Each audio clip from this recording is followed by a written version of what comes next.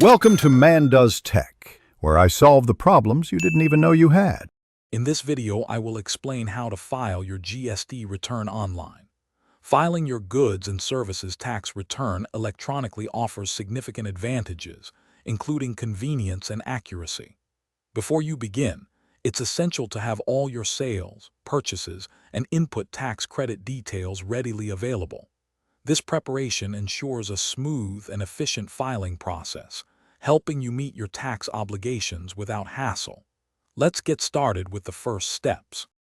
Accurate data preparation is crucial for a successful GST return. Begin by meticulously reconciling all your sales and purchase invoices to avoid discrepancies.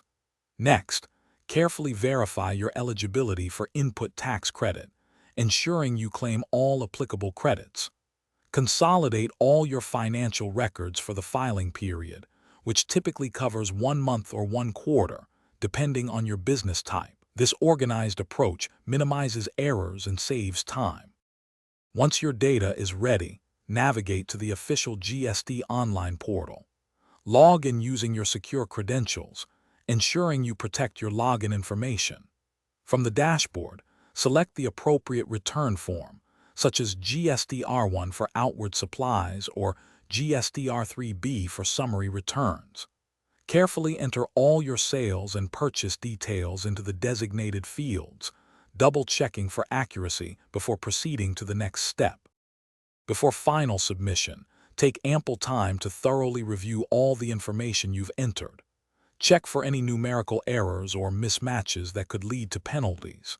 If there's any outstanding tax liability, make the payment online through the portal. Once everything is accurate and payments are made, proceed to submit your GST return.